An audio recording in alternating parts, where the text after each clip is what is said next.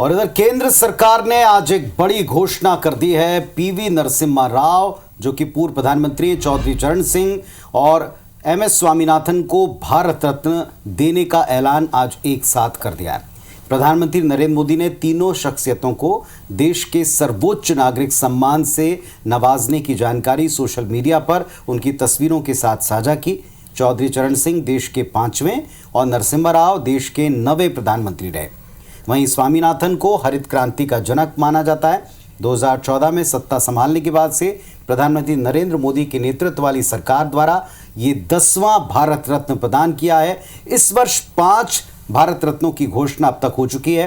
पहले 3 फरवरी को भाजपा के वयोवृद्ध नेता लाल कृष्ण आडवाणी और 23 जनवरी को बिहार के पूर्व सीएम रहे कर्पूरी ठाकुर को मरणोपरांत भारत रत्न देने का ऐलान हुआ।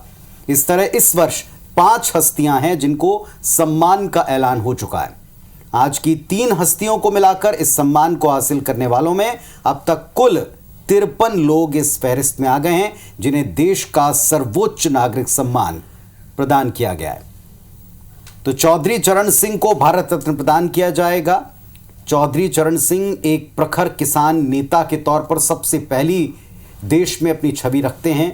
देश की बागडोर संभाल चुके हैं। उनके पुत्र आज भी आरएलडी नाम की पार्टी चलाते हैं और आज उनकी प्रतिक्रिया भी सारे देश में सुर्खियां बटोर रही है। चौधरी चरण सिंह, उन्हें भारत रत्न देने पर समूचा किसान वर्ग, जाट वर्ग और पश्चिमी उत्तर प्रदेश का एक बहुत बड़ा हिस्सा इससे बेहद हर्षित है, खुश है। ये प्रतिक्रिया में आज वहां से उनके बेटे ने भी बताया,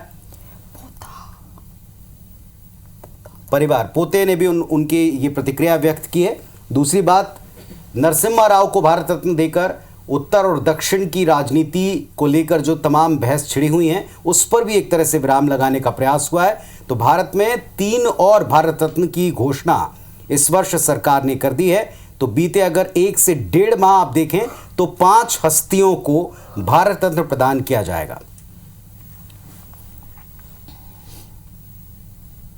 जितने लोगों को भी भारत रत्न मिला है मैं उनको बहुत बधाई और शुभकामनाएं देता हूं। देश के पूर्व में रहे प्रधानमंत्री, किसान नेता और उन्होंने पूरी ज़िंदगी अपनी लगा दी थी गरीब किसान को खुशहाली के रास्ते पर लाने के लिए। नरसिम्हा राव जी को भारत रत्न देने का हम स्वागत करते हैं। चौधरी चरण सिंह को भारत रत्न देने का हम स्वागत करते हैं। और स्वामीनाथन जी तो यहाँ पे बहुत बड़े कृषि वैज्ञानिक राज्यसभा में भी हमारे साथ थे। चौधरी चरण सिंह जी किसानों के बड़े नेता थे, पूरे देश में उनका नाम था और किसान आज पूरे एक किसान पूरे देश का, खासकर उत्तर प्रदेश का बहुत ही आह्लादित है, प्रसन्न है।